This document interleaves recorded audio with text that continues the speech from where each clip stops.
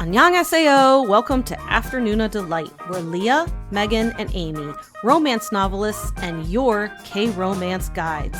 So grab some dekboki and listen to your new favorite unnies. Hey, everybody.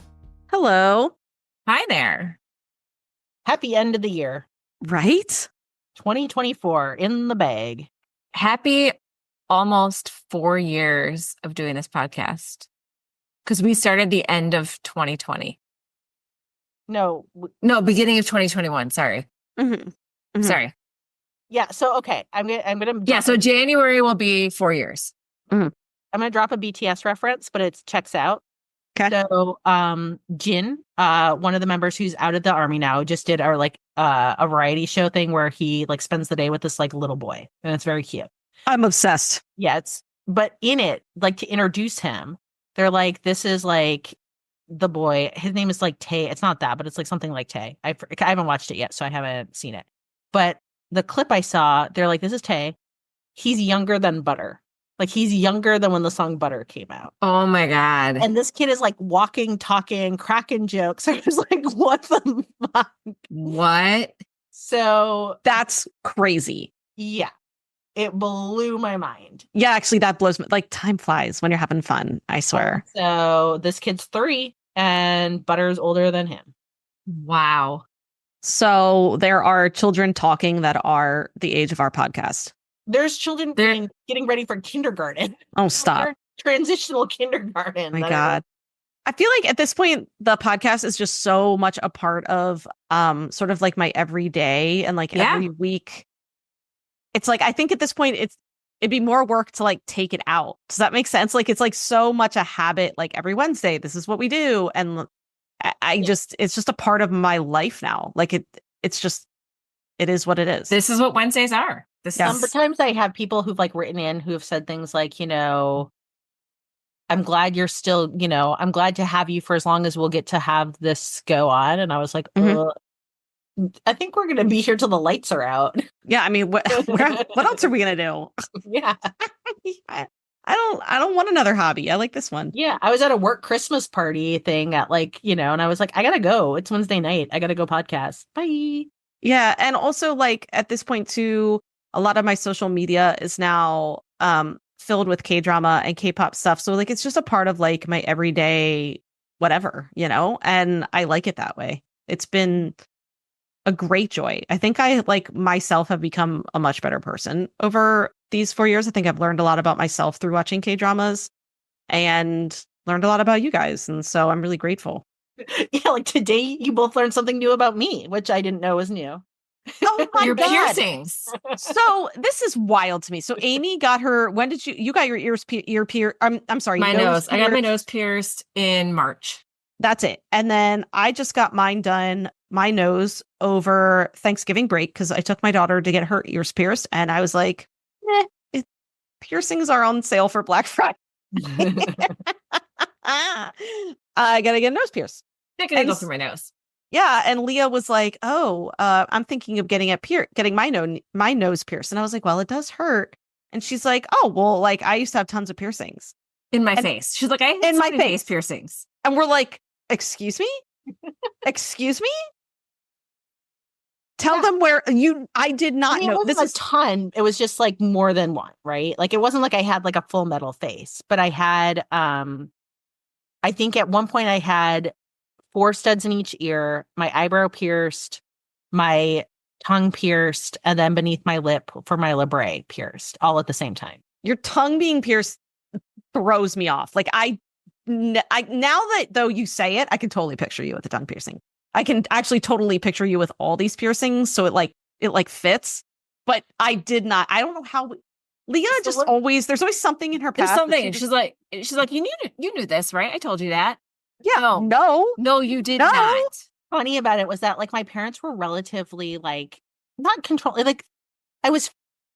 I was not a sheltered person. In my brain, I was not sheltered, but I was willing to comply with a lot of their rules. I didn't rebel hard in high school and stuff, but I had my ideas of what I wanted to do.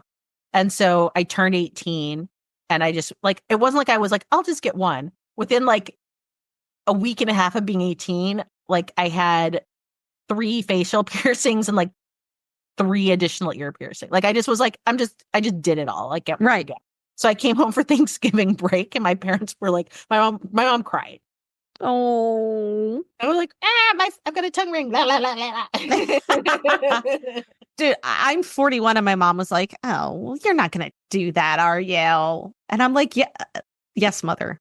It's just a tiny little stud on my ear. It's It is okay." me. I will live my life, mother. Well, I think I was like, "My body, my choice," and she was like, "Okay." She doesn't really care. She actually was like, "It looks nice." She just likes, It's very just cute. just give me a hard time.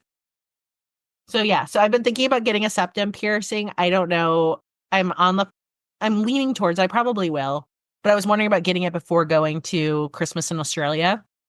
And I don't know. We'll see. I don't know if I can fit it in, but I'm also just like, I don't really like, I truly don't care what my partner would think about it. Like, it really doesn't worry me, but I'm also like, maybe should I like, do I say something or did I just show up and be like, I can deal with it? That's funny you said that because it was the same way. I was like, I don't need his permission.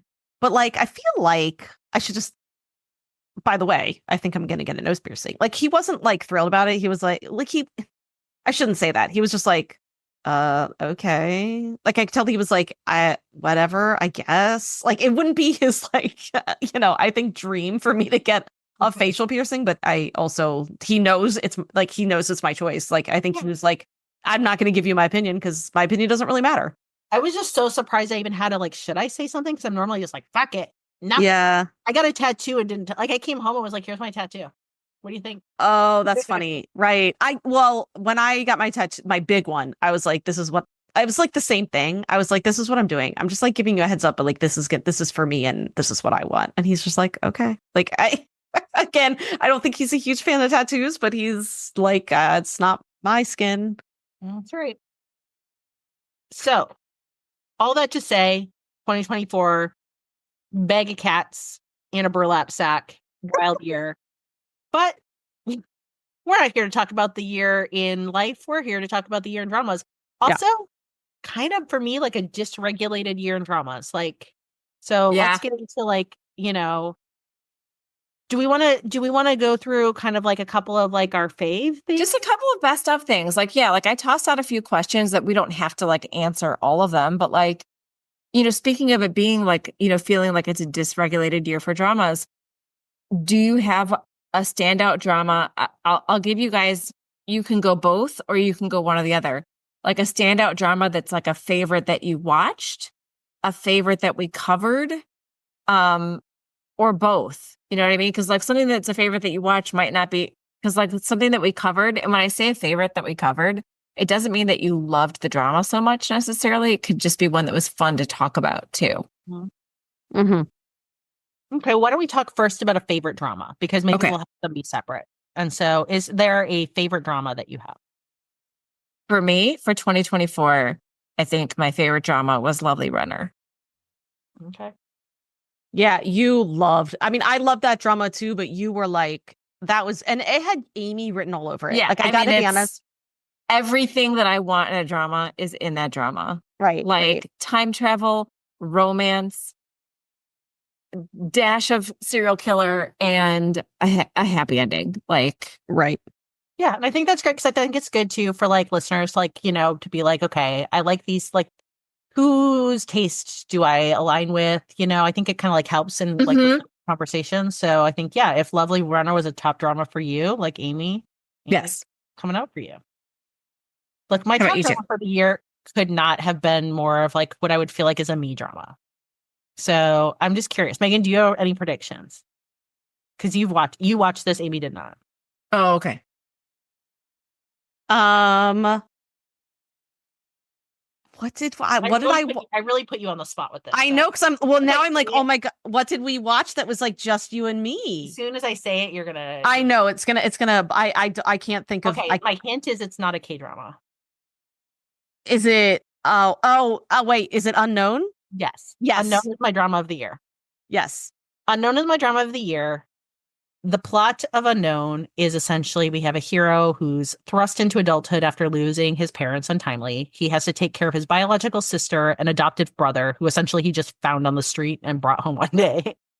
And this adopted brother and he grow up together, and one day that adopted brother kisses him.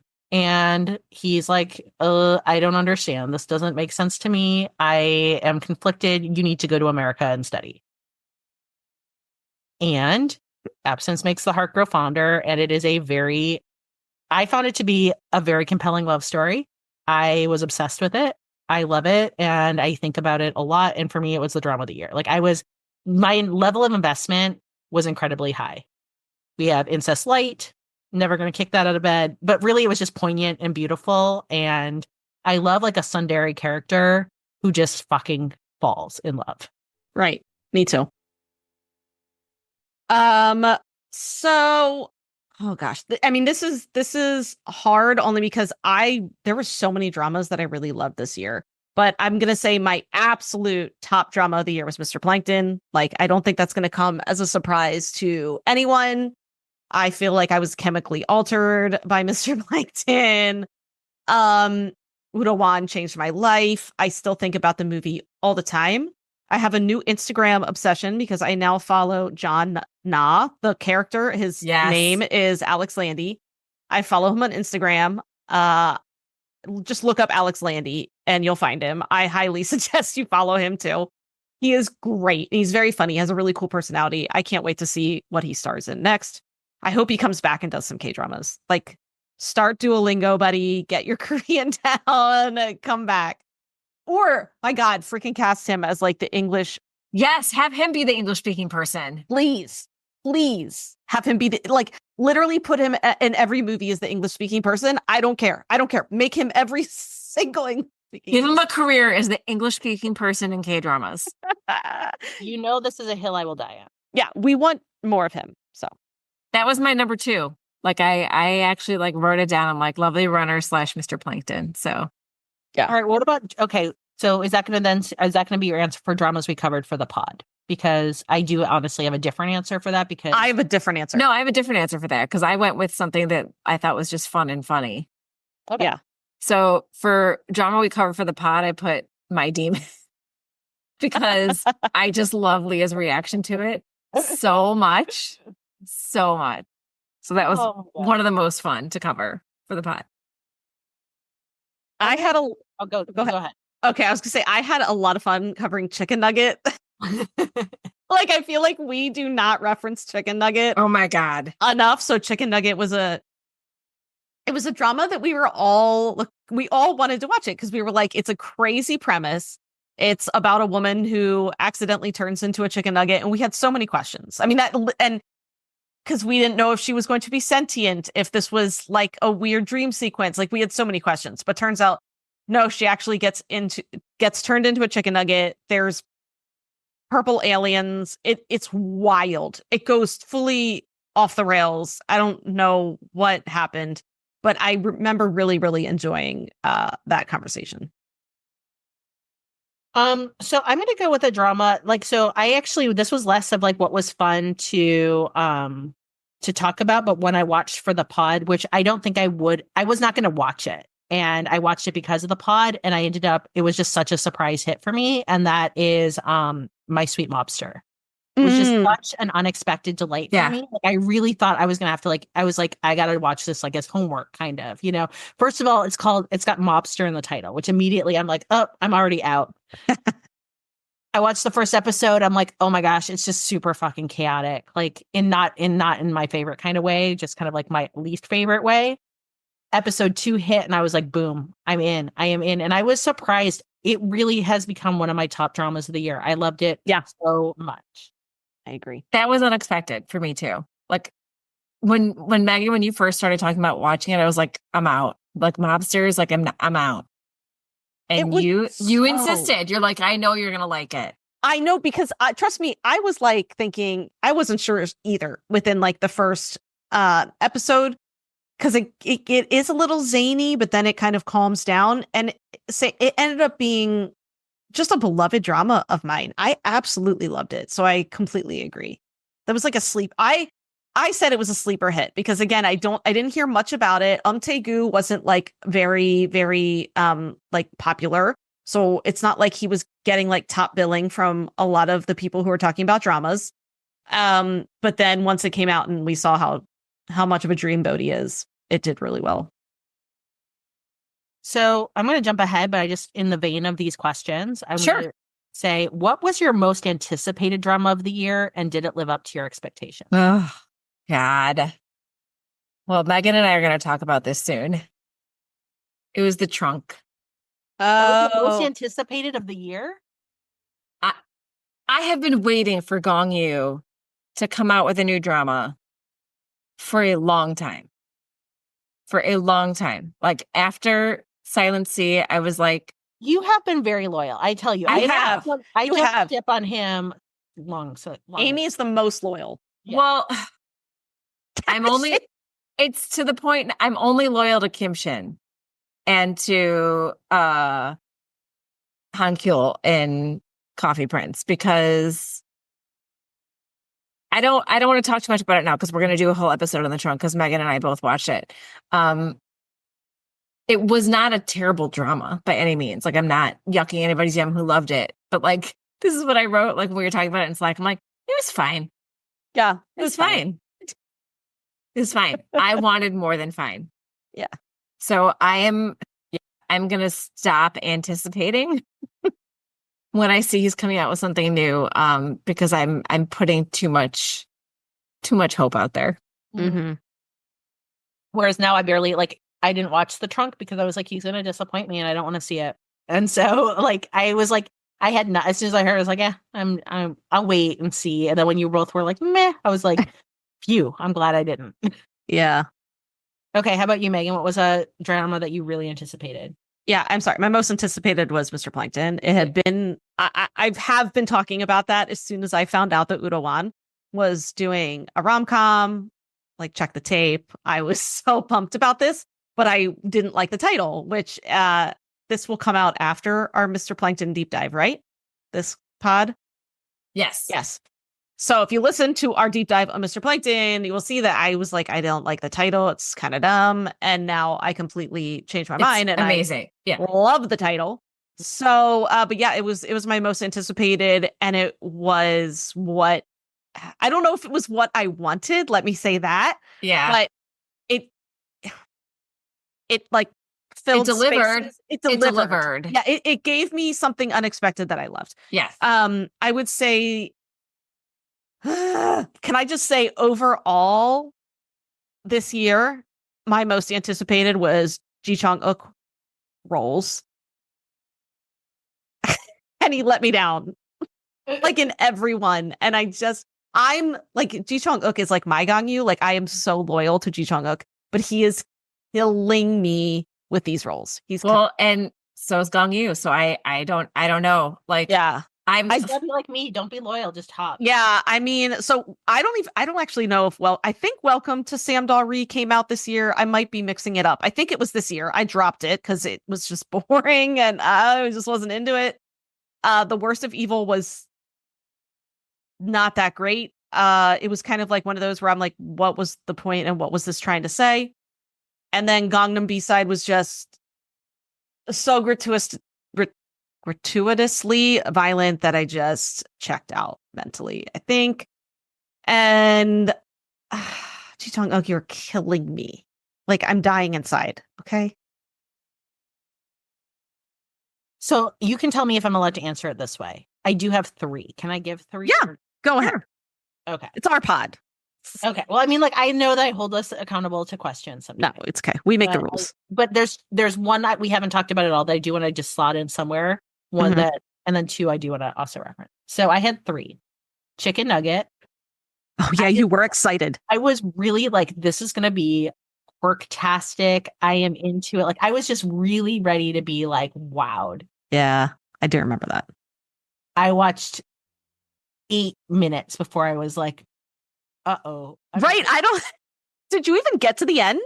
No. Yeah, I was like, I don't think you finished it. Yeah. I tapped after. No, I watched episode 1. Yeah. So you guys actually, am I the only one who finished it? Yes. Yeah. Oh man. You told us what, I was like, tell me what happened. You told us. Yeah, you told us. Oh, you're I'm like, right. I can't. Yeah. And again, not yucking anybody's yum. Yeah, but it was not for me.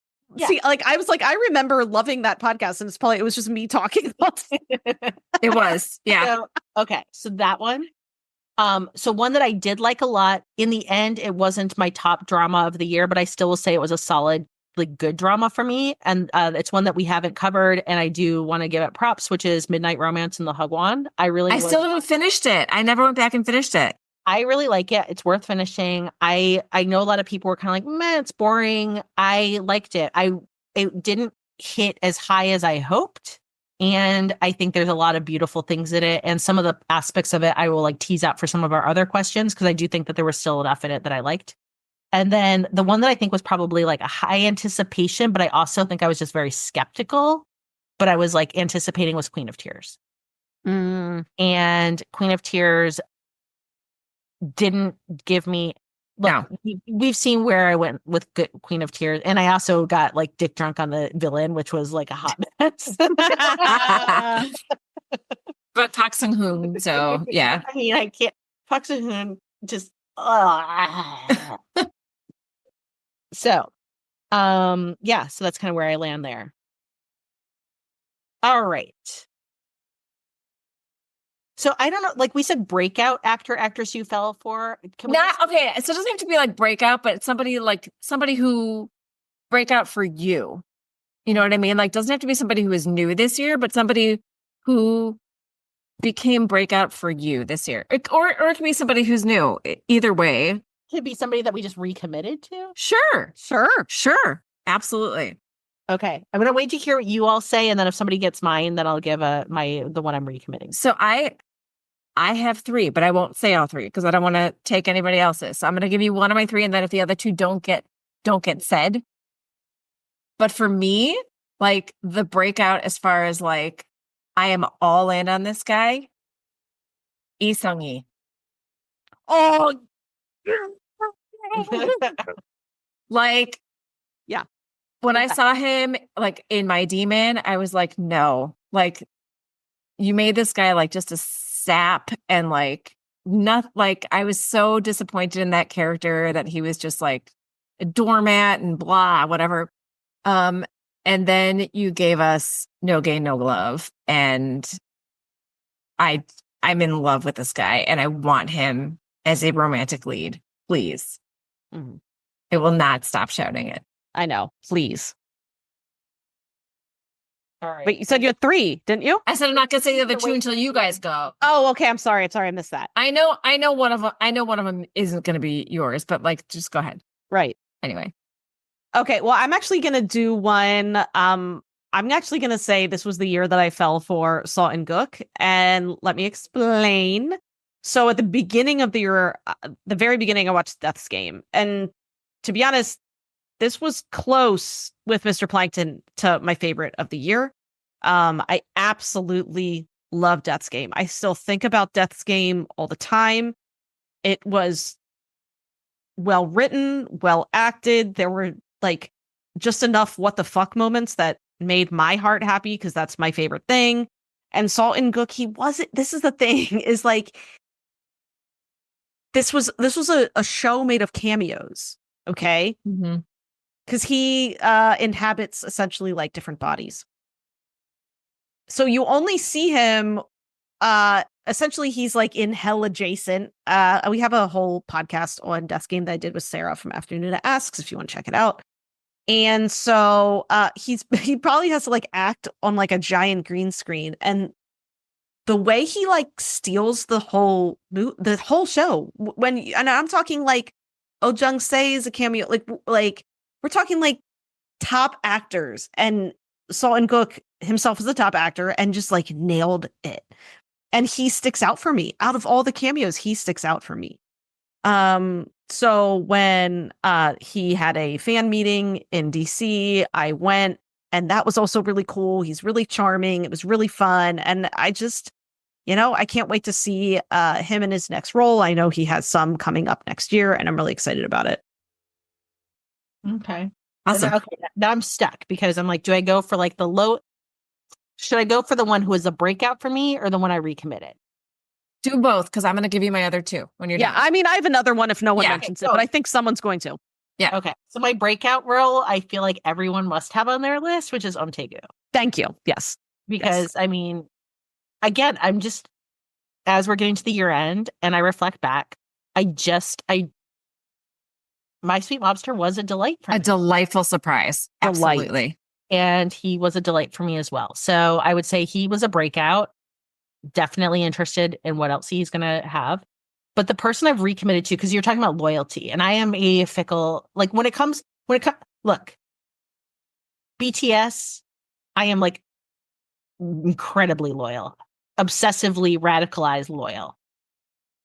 K-drama, I'm fickle. You just like, I'm like, meh, like, yeah, I got you, like, it's a white shoes. Who I've recommitted to this year, though, really came at the end of the year for me.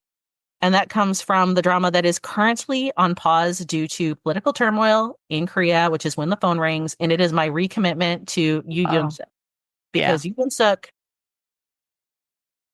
look, Mr. Sunshine, we know that he like fucked me in Mr. Sunshine. I wish he fucked me in Mr. Right.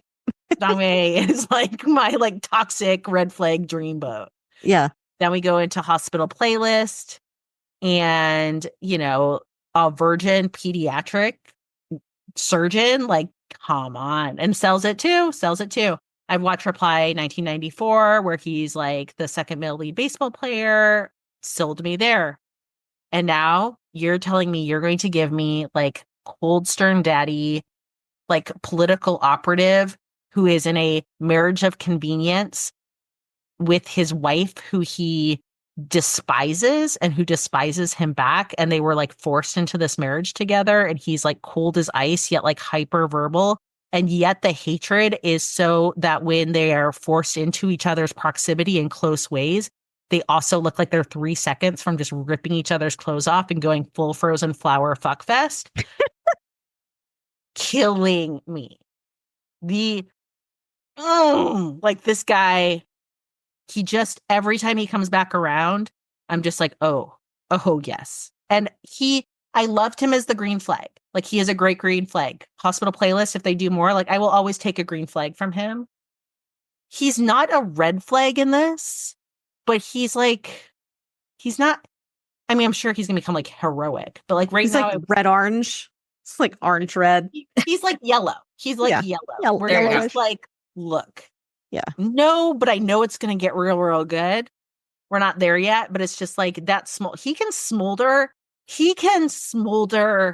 like a fire that is built in the mountains of Yosemite National Park. Just like I'm laying next to it warm with the stars above me, just being like, fuck. I can't wait to start it. I'm going to very soon. Okay, so I had a couple others, right? So I mean, I'm not gonna go through this conversation without saying Byung Woo-suk from I was like, Lovely Runner. Yeah. I mean, but like I love him, but he's a breakout for like everybody. Like that, he's not a surprise. Like Lee Sung-yi was a huge surprise. Absolutely. Like a huge surprise. And look, I loved Urawan before Mr. Plankton, but I was blown away by his performance in Mr. Plankton. And like, we're talking about a lot of men here because that's what we do. But like Iyumi in Mr. Plankton too, she held the second half of that, the other half of that drama. And yeah, like I can't. Or like the other third. Yeah, I know. Like, sorry, yeah, because Oh Jung-se, like it is a total ensemble cast, and like John Na held like all of it. Yeah. I mean, I think everybody in Mr. Plankton just stood out for sure. Yeah, and I want to add, I did just see that they are going to film Bloodhounds 2. So Urawan and Lee Sung-yi were in the first Bloodhounds. I loved it, but I loved like the first like 3/4 of it. But then there was drama, and the female actress who played like essentially the heroine, like the female lead, she was arrested for drunk driving like in the middle of filming, and so they had to basically change the script, and it was obvious. Like it, and what disappoints me so much is like the writing was so good and the acting was so good. and you could tell where it just kind of fell apart, and they were That trying. sucks. Yeah, but it had already been filmed, and they were trying to salvage it, and I was just like, oh my God, I was so disappointed. So I really, really believe that Bloodhounds 2 could be absolutely incredible. So I'm really, really excited about it. Udawan and Lee Sang-yi have the best chemistry, the best bromance, and they always like post photos of each other. So I think they're genuinely, I'm sure, friendly in real life. They're also like on a variety show together where they're like just hanging out. I just love them. So I just want to add that.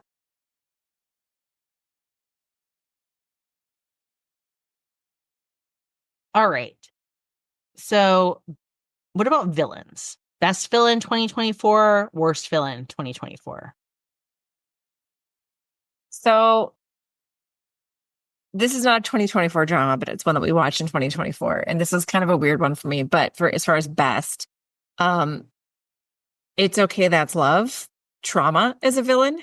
Okay. Trauma. Yeah. Because like it was really well done. Like it was really well done. And I don't want to, for anybody who hasn't seen this drama, I don't want to spoil it because it's so good. And such a good reveal. The way that Trauma is a villain, but this was a smart drama. Like we just got off of talking about a movie for we recorded twice tonight. We just got off of talking about a movie that was not smart. And so says you. This was smart and really well done. And I will say worst villain of 2024. Lovely Runner, but I still don't care. Oh, yeah. Because it was a one-note villain, but I didn't care because the villain wasn't the story. Yeah. So I'm okay with it. Megan? So my favorite villain I'm going to mention later because that's an answer to another question. Okay. Worst villain? I don't know if I necessarily have a worst villain. I think I would maybe say so Gyeongsang Creature 2 came out this year. And actually the first one came out like the first one came out the very beginning of this year as well. There was one like really good villain, but then the rest were so like one note evil Japanese army, and it got really tiring. It's just really tiring. I need a good motivation, and I don't want just like a mad scientist like experimenting on people. Like, it gets a little old. So my worst villain is going to be from a drama that I watched this year, but doesn't necessarily represent like I think it came out last year. And that's gonna be My Demon. It is a bad and that's gonna be My Demon. And you know what? I'm gonna say that it's My Demon, the hero, as the worst villain is gonna be my controversial claim. And we all know why. Because the villain in that is also a terrible villain. So for you to put My Demon first. Well, just because he pissed me off so bad. The hero pissed me off so bad. But I mean, like, just all the baddies in it. It's just the baddies are just like none of them are. It could have been. This is another thing. It could have been great, in my opinion. It was not. And if it's great for you, again, it's great for you. I'm speaking simply for me. I am not the grandmaster of taste. For my taste, it could have been a better. It ended up being very unsuccessful for me. And then my favorite, I just like brain blanked on his name, but we all know who my favorite villain is because I was disgusting and toxic and problematic with our favorite villain. And that was Yoon Sung from Queen of Tears, played by Park Sung Hoon, who can be a toxic, problematic, manipulative, lying, murdering villain to me anytime, and I'm still gonna want to blow him. He was in The Glory too. He's very good at that. He was so good in The Glory. Bullet in The Glory, holy smoke! Oh my God, he was fantastic. Colorblind, fantastic. Mullet, the clothes, everything about it. My God. So anyway, yeah, he can do no wrong. I mean, I would love to have him back to a like a memorial type of drama, or no, what Run On. No, wait, not No, Run On. he's into the ring. Into the ring. Into the ring. Yeah. Mm-hmm. I was like, my brain's like click, click, click, trying to find the right one. Into the Ring. Yeah, I mean, I'd love to see that again. But honestly, would I want to see him, if I could say what I really want to see him in? Well, should I say that for a Hear Me Out, or is that like a Hear Me Out? Well, if you want to. Yeah, I'll say it for a Hear Me Out. Okay. Also, I feel like we didn't mention this drama yet, and it's just bothering me. So I'm just going to throw it in right now. I feel like we didn't mention No Gain, No Love yet. And Which was so good. Yes. Yeah, I do want to say We haven't mentioned another one too. So I'm just going to mention another one when you're done. Okay, because I do want to say that to me, No Gain, No Love was on the same level as My Sweet Mobster. Just so fantastic. Absolutely loved it. And for me, Kim Young-dae he was new to me. And so absolutely loved him. Shimina was again a freaking queen. And again, Lee Sung-yi. So many great performances in that drama. And I freaking love that romance too. I'm going to throw one out that I'm shocked because it was mid for me, but it was so high for you. And that is, how have we not talked about A Shot for Killers? Oh my God. Yeah. Oh shit. I love Shot for Killers. I know. It was really good. I just was like, I'm just waiting. I've been like waiting and waiting. And finally I'm like, I'm just going to throw it out there because I know you'll. Oh shit. How did I forget about that? Because you know what? That was highly anticipated for me. That was. Let me say thank you, Leah. Because that was highly anticipated for me, and it did live up to my expectations. But you know what? In our defense, I'm looking back at our schedule. We did that in February. So that was a long time ago. I think I've been looking back. Same as when we do these, I have to like look back through the schedule. And I'm like, what did we cover? What did I watch? And I think my eyes glazed over that. For some reason, I was thinking it was older than this year. I loved A Shot for Killers. Man, so many good. It's like I feel like if I don't mention them, it means I didn't like them, and it's more my brain just. That's not true. I just knew that you would want to like throw it. I was. Yes, thank you. Lee Dong-wook. Wanted to talk about some aspects because you know who doesn't disappoint me? Lee Dong-wook. He does not disappoint me. He always picks good roles. That's the thing. Is when I first watched Goblin, I was like, Team Gong Yu, and I was like, Lee Dong-wook, yes, but like I mean, like I remember like being like. Amy and I were like Gong Yu, and then like Megan kept being like, "Hear Me Out," always hear me out, Reaper. And I was like, nah, I mean, yes, obviously, but I was like, it just. But he wasn't Kim Shin, right? Yeah, but so, like on my third rewatch of Goblin, I was like, okay, I'm hearing you because I'm like Kim Shin, Mishma, like Wayne, like I was like, you don't look like yes. It's like the inner trauma of And then since watching more and more stuff since then, I'm like, look, you just don't let me down, baby. Like even Shot for Killers, not my favorite. Didn't let me down. Not let me down. That's what I'm saying. I fucking love him. Tail of Nine-Tailed. 1934. Tail of Nine-Tailed 1934 was so goddamn entertaining. It was fantastic. He doesn't let me down. Unlike Ji Chang-wook.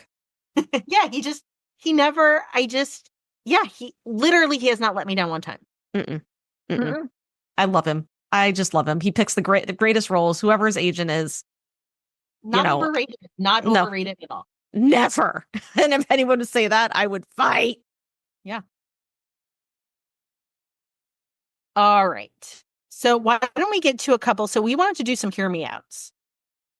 I thought, actually, should we do a couple of... Oh, wait. Do you have something? Hold on. Sorry. Yeah. So this only because I just want to mention this real quick. Because we were going to maybe talk about a drama that made you wish you could get the hours of your life back. This might be a controversial take, but so hold on until like the end of my sentence. But I'm going to say A Virtuous Business, and it's because the last episode was so bad that it made me incredibly angry that I just watched all of that. A Virtuous Business was so good. Like I'm talking like 10 out of 10. I never went back to it. Now I need to know what happens at the end. Damn. 10 out of 10, 5 stars. And then the last episode is just, it was like a different writer. I swear to God. And I'm not the only one who thinks this. Offline, I want you to spoil it for us. What'd you say? offline because we're not going to do it on this episode. okay. This is offline. I want you to spoil it. I will. So it's just like 3 points to the wiper. Yeah, I'm not the only one who thought this. I mean, the drama was amazing. And then the last episode, just different writer, different, I don't know what they were thinking. It was like the entire point of the drama was just like they basically took a big dookie on it. It was so annoying. I was so frustrated. I'm still mad. I'm mad about it. It was like, I almost wish it ended with a whimper because then I could just be like, okay, it was fine. Mm-hmm. But no, now I'm just like mad about it. I'm mad about it. So whoever wrote that last episode, I don't know. I wish maybe you just have a runny nose because I'm mad at you. That's all. We can move on now. Yep. Nope, that's good. Okay, so Megan's getting the credit for having this idea of doing some hear me outs. And we were just going to do a couple like of our own, and then we're going to share some from our Patreon as well. And if for any reason you're like, what the fuck is a hear me out? Yeah, I was like, maybe we should explain. Yeah. So it's a TikTok trend where people do a TikTok with a cake and they'll say, hear me out. And they'll have a stick or like a skewer with like a picture of someone or something on the picture. And all you say is hear me out and you put it in the cake. And it's meant to evoke like, hear me out. Like, this is hot. Hear me out. Basically, this is hot. Yeah, right? like hear me out. I would do SpongeBob, something but like random stuff. Like I was talking about it with both my kids because they think it's hilarious too that we're doing this. And my daughter was like, there was one that I saw that was like, hear me out, the wave from Moana. Just the wave. The wave, because it curls and that's so funny. The wave. I love it. I love it so much. Yeah. So just like it could be random. So like it could be a person, it could be something random like the wave from Moana. So, and I think we're going to do a full episode on this. Yes. Probably. So we're only going to do like a couple. Yeah, we're only doing a couple because we're going to break this into categories and do a few because I think this would be really fun for a full episode, but we're going to do one now. And then we're going to share some that our patrons gave us because our patrons had some really funny ones. Yeah. Who wants to go first? Oh, you go first, Amy. I want to hear yours. Okay. So I have two that I was going to do, and they're two very random. So one is a little bit more understandable than the other, and one was just me being silly. Okay. So hear me out. Mm-hmm. Pacman 1 from Marry My Husband. Damn it, that was mine. Oh no, it's okay. We can both. We're both putting him in the cage. Okay. Oh, I'm sorry. No, it's fine because now we can just both agree. Okay, good. I went back because that's why I didn't mention him. I was scrolling back through to like get ideas. Well, I didn't mention him as the best villain. He was my favorite villain. He was a great villain. Okay, so he's played by Yi Kyung. I am still obsessed with him. Like, I can't. He plays. His smile does things. It does. His douchey, gaslighting smile. I know. And does things to me. Oh my God, he's such an asshole. And he's like violent. I mean, he kills people. I mean, he's terrible. Yeah, he's terrible. But also if you have not seen Marry My Husband, like highly recommend. Like I loved it. We loved it. You know, Park Min Young gets killed by her husband and then goes back in time to like basically like change the outcome of her life. And you see him woo her, gaslight her. I mean, it's horrible, but amazing. Like, I don't know how else to say it. I loved him. I'll never be over him. It's one of those where I'm like, I can fix him, daddy. Like, but daddy, I love him. But daddy, I love him and I can fix him. Oh God, he's so great. He is so great. He's definitely my hero. He was my first thought. Oh, aren't you sad you made me go first now? No, I'm glad because now we both got to agree. Do you have anything else? I think I've been thinking of some, but I think I want to save the rest of them for a full episode. Because I have a silly one. I have a silly one, but maybe I'll save it because I feel like it could go into a category. So I'll hang on to it. Okay. Yeah, mine are messy because I've just done all mine. Like I feel like I do my hear me out since You that's, do like, you are very bold about your hear me out. You are hear me out. Like so like because I was just thinking like I guess okay if I had to pick my top one, I've already done it. I've already talked about it, but I don't care. Which is what? Which is who? No, you tell me. I thought your hear me out was going to be toe socks. Yeah, Anoju. I mean, that's your. Well, not even a person, just toe socks. Okay. No, my hear me out. I'm doing one for this year, 2024. My biggest. Oh. Okay. Hear me out. My biggest 2024. Hear me out. Mhm. Is how Mr. Plankton shit the bed on what should have been the best male love of all time. Okay, 100%. Just took a giant. Was like, here we have it. Hear me out. What are you putting on the skewer in the cake? What are you? I know what she's putting on there. She's putting the couple. Okay, so hear me out, John Na and Hyun. Okay. I accept this. And I'm not putting it on the skewer on the cake. I am coming out like I am Lumiere in Beauty and the Beast. Like, be our guest with a silver tray lifting up the top, being like, look at this delicious meal right here. Who wants to have it? And then they're like, let's make it a 7-Eleven like fucking tater tot. Like, no. And so my hear me out is that those two are hot as shit. And I don't know. I'm taking the hear me out and I'm making it my own brand of sauce. And it should be that they fucked like kings. And I want to spin off. And we were robbed. And they're not brothers. And if they are brothers, look, honestly, if it was good enough for Lord Byron, it's good enough for that. I love that is not the hear me out I expected from you. Really? That's why, because I thought it would just be something dirty. I was just expecting to. And that's not dirty. That is feet. That is pure, beautiful love. That's not, I thought it was going to be like you just being filthy about something. I mean, I can. I didn't. It's okay. We'll do a whole episode of Hear Me Out, I think, and break it into categories. Yes, I think that'll be a lot of fun. And then I can't wait for you to just really, really get down to your marrow of who you are. Which character would be the most likely to eat ass? Yeah. Oh God. All right. What? Okay, we're going to the Patreon because only the Patreon can save us. Because hear me outs can get fun and silly too, and that's I want to give the one that I thought was like the funniest that I saw like early on yesterday. It's from Jay in our Patreon, and he put "Hear me out," the staircase in the trunk.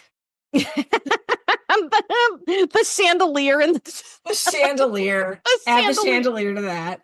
The chandelier in the trunk. Oh, I love it. And I love this one. Gavin wrote, "Hear me out. Takashi Mori, the Japanese general in Mr. Sunshine. I could have changed him." Holy shit. I know. Isn't that amazing? Sarah's like, okay, that's quite some hear me out. I mean, that's a Gavin went for it. I respect it. I respect it. I can change him, Daddy. I can change him, Daddy. Also, this one's good. Hear me out. The OST for The Sound of Magic. Oh. And then someone wrote, and hear me out. The sleight of hand in Sound of Magic. So dexterous. That's good. I love it. I love it. Hear me out. Bella the parakeet. It wasn't a parakeet. It was a parrot. A parrot. Sorry, parrot, not parakeet. Parrot. Full grown parrot. Right? Like sorry. Yeah. No, I'm weird. Oh, it was a macaw. Sorry. You gotta get your birds I remember right. her name. So here's a good one. Katie has Hear Me Out, the 10-minute classroom lecture on trends in modern Korean literature delivered by Teacher Pyo in The Midnight Romance. Fuck yeah. Fuck yeah. But then like the comments that went, maybe just hear me out, Teacher Pyo. Yeah. That's Maybe just hear me out like making out by a heater in a classroom. Maybe just hear me out that they made Hogwarts something I even gave a shit about to listen to. I was fascinated. Actually, I absolutely was. I'm going to say this. I'm going to say I do have a hear me out. Hear me out. That fucking soundtrack. fuck everyone who doesn't like it. Fuck it. For what? Midnight Yeah. at the Hagwon? Oh, okay. Yeah. Because everyone's like, earworm again. Nope. Love it. Just like I love Stand By Your Man and Something in the Rain. Suck it. I love it. Hear me out. Not even hear me out. I just like what I like and I don't give a shit. Becky wrote, hear me out. Rooftop calf height tables. They can seat a family of 8, crisscross applesauce. They host food fights, barbecue grills that catch on fire, well-deserved face slap wars, and many, many first love confessions. And I was like, absolutely. Why do we not have those in our culture? Because they are the best. They're the best. And they must be on, just really hear me out, any rooftop. It's so much more intimate too, like sitting around a calf height table like that. Yeah. You know, we need to do that. I know. Here's a good one. Hear me out.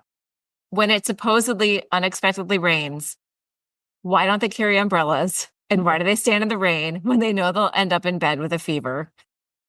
And I commented, I'm like an immediate fever, like right away. There's no like gestation period for fevers and colds in K-dramas. It's just immediate. Yeah. I love this. I think it's really fun. Someone wrote, Leo, you might like this. Hear me out. The wigs in Moon Lovers. 100%. I also hear you out. The BB cream that was homemade, the masks, the artful star.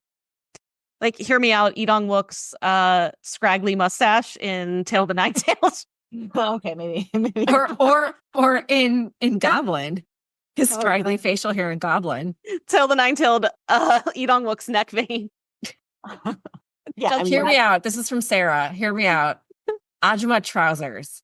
And especially a male lead in Ajuma trousers. Okay. He got stuck somewhere, randomly rural, and had to wear them. Seong-guk in Cafe Minam Dog, or Lee Jun-ho in King the Land, or he has to wear them to make kimchi like Lee Min-ki in Because This Is My First Life, or do laundry in a wooden tub with them like Kim Sun-ho in Hometown Cha-Cha-Cha. And because I'm an Ajuma embracing my whole Ajuma self, this is still Sarah, they look so damn comfy. All the Ajuma trousers. They do. And you know what? The pink gloves, like anytime, hear me out. Anytime a hero has to put on the pink washing gloves, like when he's making kimchi or doing the dishes, like Lee Min-ki and Because This Is My First Life. Yep. I love it. You know, when those gloves are coming out, Lee Sang-yi had to do it in No Gain, No Love when he had to do laundry at the orphanage. Freaking love it. I love it every time. Break out the plastic gloves or the silicone gloves, and then shit's going to get real. Hear me out. This is Sarah, another Sarah. We've got 2 Sarahs in our Patreon. Hear me out. Winter coats in just about any K-drama.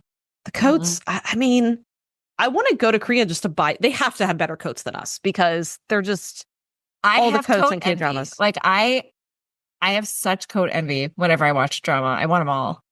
Yeah, same. I actually am on the hunt for a new coat, by the way, like a new, like fancy coat. I want like a long red one, like a red, like a trench wool coat. Yeah, like a long red wool, like trench coat style. Kinda. Not like a pea coat, more like a, I bet I could find one in Korea. Maybe not red. I feel like more dark. I mean, I'm sure they have. I know. Our colors are. No, I want like a red, like a Christmassy red. You know, I feel like every Christmas I'm like, I need one of those, and then I never get one. So I guess we kind of already talked about how it feels to be doing this for 4 years. I guess I would say it doesn't feel like 4 years. I really sometimes forget. Like I look back through our episodes, and sometimes when we're trying to decide like what trope study to do next, I'll look back through because I kind of like forget what we've done before, and I'm like, oh my god, yeah. I'm like, I'm really looking back. There's a lot here. I didn't know it was 4 years. I keep thinking it's 2. Yeah, it's always 2. You're right. It's like it always feels like 2, but it's been 4. Yeah, 2021 is when we started. Look, I have to throw out one more. Hear me out, just because it's a throwback, and this is from Beth. She gave a few in here, but I'm just going to give this one because, like, here's a related hear me out for you, Nunas. Imugi, like the OG. Hear me out. Never over Imugi. Yeah, but it's intern Imugi. Like it's a intern Imugi. Yeah, it's got to have his lanyard on. whose name was like Terry or something. Look, I forget his name. What was his name? It was like something like that. I think it like I don't. If not, I'm just calling him Terry. Intern Terry, the Umugi overlord. Like like, get to photocopying. I have like 5 hear me outs just from me saying like that. Like I'll need a whole section of hear me outs on me saying because like no one should be hear me out, Manager O. Yeah, well, stop. That'll be a whole thing when I still we need get to start that. I haven't started that yet. Just there's something about it shouldn't be this way. I shouldn't feel this way. Hear me out that when I see Mr. Manager O, okay, I'm sorry. Hear me out. When I see Manager O chain smoking, I should not then want his tongue and every part of me. Right. Because he stinks like cigarettes and yet, I guess I'm your ashtray. I guess so. Put it out on me, daddy. Okay, we gotta go. See, we've been doing this for too long. I love how at the very beginning we were like, we can't swear. That's wild to me that we were trying to be like a chaste K-drama. Yeah, we're like, we need to be conservative. Because we're like, people who watch K-dramas are obviously conservative. And then all of a sudden we met our patrons and we're like, we were way off. I couldn't even talk. I still couldn't talk. I could only talk if I wrote something down and read it. Yeah. Yeah. I do remember that. We've come a long way. I was bad too. I didn't know what I was doing. Until Tale of the Nine-Tailed. Still my favorite podcast of all time. Like nothing has topped recording Tale of the Nine-Tailed. Nothing. Leah cracking open her drink to start it. Like that was all we needed. I think for me, it's my favorite because I feel like it was such a, when we talk about like eras or like, I just feel like that's when the pod found its footing. Agreed. I feel like I stopped making it feel like homework in my head because it was fun before that. It was fun. Yeah. But I felt like I had to be like, I'm sorry to the listeners. I felt like I had to try to be smarter. And then I was like, or I could just be me. Yeah. Yeah. It was also where like our personalities like really came out too, I think, because everybody knew that I was the mom of the pod after that. Oh my God. I actually was looking back through because I'm working on making reels for Instagram, and I kind of want to make reels that will give some context to things that we reference a lot. And one of the, like when we talk about other K-dramas, and one of the things we always reference is Who Raised Gia, and that goes back to Tale of the Nine-Tailed. That's what we talked about in Tale of the Nine-Tailed is Who Raised Gia. Because we couldn't understand how this like 9-year-old like lost her parents and then like didn't have another guardian, like, and then like, did her taxes. Yeah, we're like, where did she go? And so I was listening to Tale of the Nine-Tailed to like find that part that we were talking about that, and I'm like, I wanted to keep listening because it was just so fun to listen to us talk about that drama. And like Leah opens up her can of beer because we were like, we have to drink. I mean, it was like there's so many things in Tale of the Nine-Tailed too that we still reference all the time. Like you realize we reference stuff all the time. Yeah, it's one of those things that's like was not a top drama for us. Where like it's a hot mess and it's a favorite. Yeah, like 100%. Like not a top drama, like not a 10 out of 10 drama, but a 10 out of 10 experience.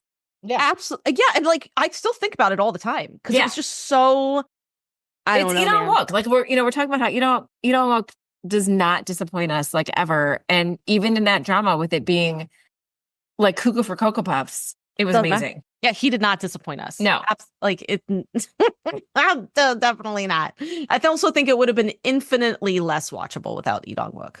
I truly believe his charm in that just amazing. Well, anyway, do we have any lasting words for 2024? I mean, thank you to all of you who listen to us, who keep coming back and letting us do this because this is so much fun. Yeah, this was a year that I think we got to meet a lot of you, and then you also met each other, which like we would hear about you guys meeting together wherever you live, and that never stops making us happy. Like always let us know if you get together with other listeners because we love to hear it. Yeah, I feel like it was a year that I definitely like got really busy with writing in a way that I haven't in a very long time. And as a result, like had, it was just nice to see that the community kind of like carried it, like has enough propulsion and like a trust in each other to just kind of like create it and not be like necessarily like managed or babysat by us. And like, I really just have so much respect for the fact that like it's such a strong community that I feel like almost like now we're lucky to be a part of it as opposed to like us having like created it. And like, you know what I mean? It's like, thanks for letting us stay. That is actually what I think. I'm like, thanks for actually like, thank you. Yeah. Now that you've all found each other, we're glad you still want us. I'm glad you still want to listen to me ramble. Yes. So for 2025, just like what's an anticipation? Because there is a lot of not great coming. So what's something exciting for you? Like what's something we are... Lee Min-ho in Korean Armageddon. Oh, yeah. I don't know That's what that happening. drama looks like. Like it's, have you seen a trailer for it? I'm trying When the stars gossip. It starts out like it looks like it's this like serious, like, you know, like this comets are coming to Earth. We need to save the Earth. And then it goes to like quirky, like comedy music. And it's Lee Min-ho's character and Kang Hyo-jin. He's like, so do you think if we go to space, we're gonna be able to save the Earth? And she's like, no, I don't think so. He's like, so why are we going? She's like, I don't know. Like, it was just like goofy, but like in a good way. I don't know. I'm like, I messaged Megan. I'm like, this looks like it could be really fun. I'm like, but if he fucking like straps himself to a comet and dies at the end, then I'm out. Fair. But I'm excited. Well, Lee Dong-wook has a drama. I had to look it up because I had to remember. And it sounds like the premise isn't fantastic, but again, it's Lee Dong-wook, and it's called Divorce Insurance, and it's an office rom-com that will tell the story of a man who works at an innovative product development team of an insurance company devising insurance plans related to divorce. So it sounds like not... I don't hate it. Sexy, but I don't hate it. Yeah, it's Lee Dong-wook, and I trust him. So I'm excited about that. Oh, and Jin Young's coming back. I am excited about that. Jin Young from GOT7, who was in Yumi Cells, is back, and he'll be in a drama next year too. Give me Yumi Cells 3 or give me fucking... I will not watch it until there's a third season. Yeah, because it's like I watch none of it. I think of it all the time. I love it so much. Give me the third season. So that's part of my 2025. But look, I'm just going to say what, you know, some of you are going to expect me to say, which is 2025. My ass is going to be in Seoul, Korea in June watching BTS get out of the military. Woohoo! It's like something I'm very excited about. Yeah, I have my flight booked. I have a hotel booked. I'm excited for you. Go. I know. I'm excited for you too.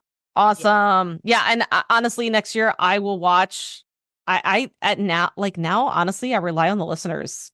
You tell me like what you guys are watching and what's good, and then I'll start it. Like that is pretty much like what I do now.